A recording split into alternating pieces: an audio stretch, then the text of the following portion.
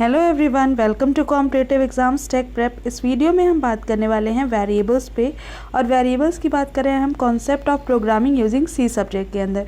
तो आज हम जानने वाले हैं सी प्रोग्रामिंग के अंदर वेरिएबल्स क्या होते हैं। तो फ्रेंड्स, अभी तक आप मेरे चैनल पर जुड़े नहीं हैं तो जुड़ जाइए, कर लीजिए चैनल को सब्सक्राइब और बेल बटन को प्रेस कर दीजिए, जिससे मेरी आने वाली वीडियोज़ की नोटिफिकेशन आपको मिलती रहे और ऐसी ही यूज़फुल वीडियोज़ आप देख पाएँ। तो चलिए स्टार्ट करते हैं। उससे पहले फ्रेंड्स, आप मुझे टेलीग्राम पे भी फॉलो कर सकते हैं, जिसका लिंक मैं डिस्क्रिप्शन बॉक्स में दे दूँगी। आप वहाँ जाके उसको चेक कर सकते हैं। फ्रेंड्स, वहाँ पे मैं आपके वीडियोस के नोट्स प्रोवाइड करती हूँ, तो ज़रूर ज्वाइन कर लें। तो चलिए स्टार्ट करते हैं वेरिएबल्स को। वेरिएबल्स बेसिकली क्या होते हैं?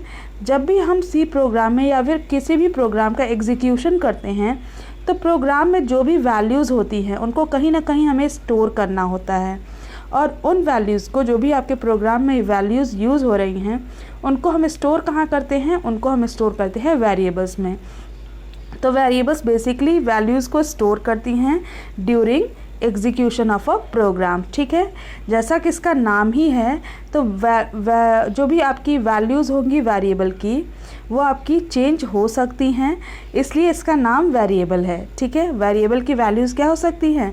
चेंज हो सकती हैं। और बेसिकली जो वेरिएबल्स होते हैं वो मेन मेमोरी में स्टोर किए जाते हैं, जैसे फॉर एग्जांपल रैम। ठीक है, और रैम आपका मेन मेमोरी है, और रैम में आपकी डेटा टाइप के साइज़ के अकॉर्डिंग ये आपकी वैल्यूज़ को स्टोर करती हैं।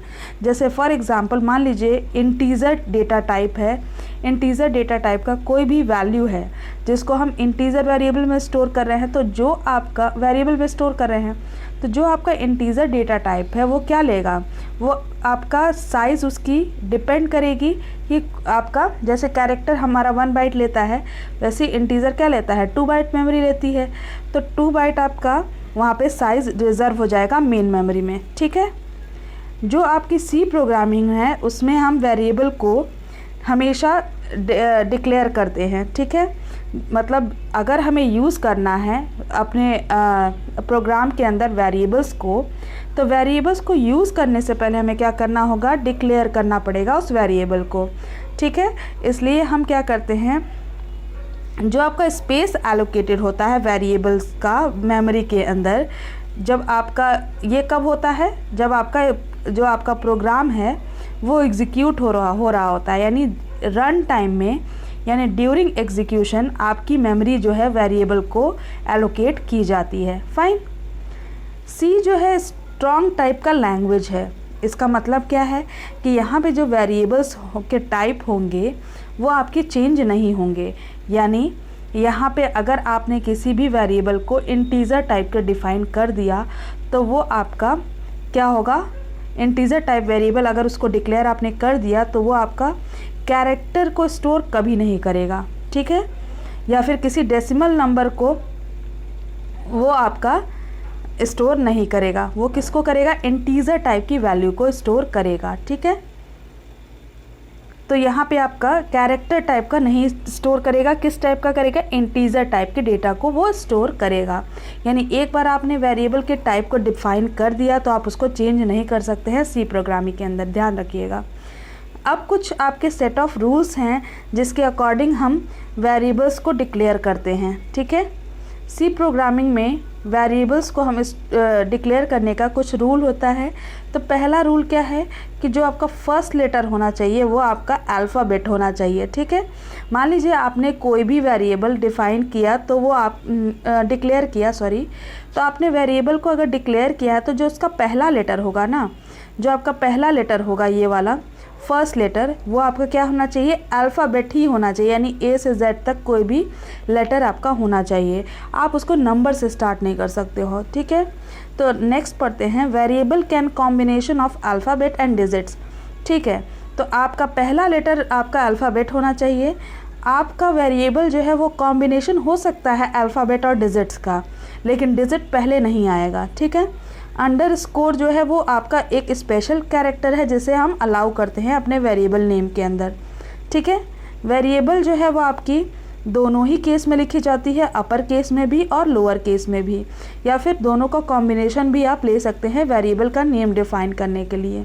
वेरिएबल्स बेसिकली आपकी केस सेंसिटिव होती हैं, जैसा कि हम जानते हैं कि हमारा सी प्रोग्रामिंग ही आपका क्या है, लैंग्वेज जो है वो आपकी केस सेंसिटिव है। तो यहाँ पे वेरिएबल्स भी क्या है, आपके केस सेंसिटिव है, ठीक है। यहाँ पे आपके स्पेसेस अलाउड नहीं होते हैं, यानी यहाँ पे कोई भी स्पेस अलाउड नहीं होगा कैरेक्टर्स के बीच में, ठीक है। कैरेक्टर्स अगर लिखे हुए हैं तो वहाँ पे आपका, अगर आप स्पेस लगाना चाहते हैं तो आप उसके जगह अंडरस्कोर लगा सकते हैं, लेकिन आप स्पेस नहीं देंगे, ठीक है। और फिर आपका है वेरिएबल नेम जो है वो आपका इसमें आपका वेरिएबल नेम के अंदर आप कीवर्ड्स का यूज़ नहीं कर सकते हैं। जैसा कि हमने प्रीवियस वीडियो में कीवर्ड्स को डिस्कस किया था, तो कीवर्ड्स में क्या होता है, कीवर्ड्स आपके रिजर्व वर्ड्स होते हैं, उसको आप वेरिएबल नेम के अंदर डिफ़ाइन नहीं कर सकते हैं, ठीक है। तो वेरिएबल नेम में आप कीवर्ड को नहीं ले सकते हैं, ये ध्यान रखिएगा। वेरिएबल नेम जो है वो आपका कभी भी नंबर से स्टार्ट नहीं होगा, ठीक है। जैसा कि मैंने बताया, आपका डिजिट से स्टार्ट नहीं हो सकता है, आपका फर्स्ट लेटर जो होगा वो आपका अल्फ़ाबेट होगा, ठीक है। अब एग्जाम्पल देख लेते हैं इंटीजर वेरिएबल का। अगर हमने किसी भी वेरिएबल को इंटीजर डिफ़ाइन किया है, जैसे कि यहाँ पे ये देखिए int i is equal to 10। यहाँ पे इंट जो है वो आपका डेटा टाइप है और i क्या है, i आपका इंटीजर वेरिएबल है। i इंटीजर वेरिएबल है जिसको आपने 10 जो है वो आपने असाइन किया है, इंटीजर वेरिएबल के अंदर 10 स्टोर किया है। i के अंदर आपका क्या स्टोर हो जाएगा, 10 स्टोर हो जाएगा। और ये किस टाइप का है, इंटीजर का है, तो ये आपका कितना साइज़ लेगा, 2 बाइट लेगा, ठीक है। यहाँ पे आपका %d लिया जा रहा है, तो %d क्या बता रहा है, प्रिंटफ फंक्शन के अंदर जो आपका फॉर्मेट होगा वो इंटीजर i का होगा और उसे हम डेसिमल नंबर की तरह कंसीडर करेंगे, ठीक है। और आउटपुट में आपका ये आउटपुट क्या देगा, ये प्रोग्राम, इसमें आपका आएगा दिस इज़ माई इंटीजर और इसके बाद 10 आएगा, ठीक है।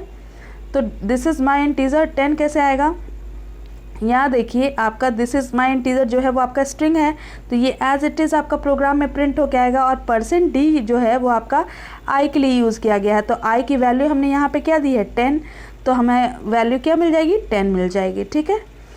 नेक्स्ट हम फ्लोट वेरिएबल को देख लेते हैं। फ्लोट वेरिएबल जो है वो आपका क्या होता है, डेसिमल वैल्यूज़ के लिए लेता है, यानी पॉइंट वाली वैल्यूज़ के लिए। तो f जो है वो आपका, इसमें आपने मान लीजिए पाई की वैल्यू दे दी, ठीक है। उसके बाद आपने लिखा this is my float and फिर आपने f की वैल्यू को प्रिंट कराया, तो f की वैल्यू क्या आ जाएगी, यहाँ पे f जो है वो आपका %f जो है वो प्रिंटफ फंक्शन को बताएगा कि वो आपका क्या यूज़ करेगा, फ्लोट वेरिएबल को as a decimal floating number use करेगा, ठीक है।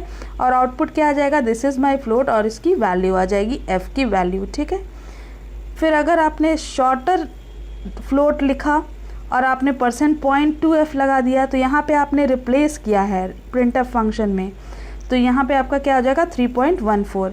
क्यों आया, क्योंकि आपने 0.2 से आपने क्या कर दिया, रिड्यूस कर दिया, यानी 2 नंबर यहाँ से आपके हट जाएंगे, 3.14 ही आपकी वैल्यू आ जाएगी, ठीक है।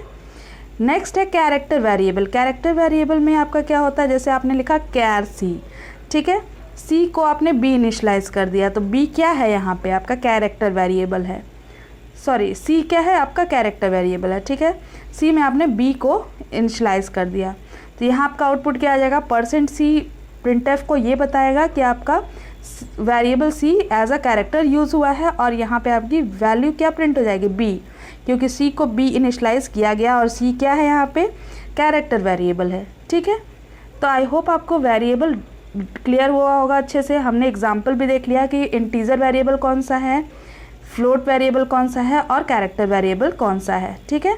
सारा कुछ हमने देख लिया, तो आई होप आपको क्लियर हो गया होगा। अगर वीडियो पसंद आई होगी तो ज़रूर लाइक करिएगा और अपने फ्रेंड्स के साथ ज़्यादा से ज़्यादा इस वीडियो को शेयर करिएगा और चैनल को सब्सक्राइब करना बिल्कुल मत भूलिएगा। Thank you for watching.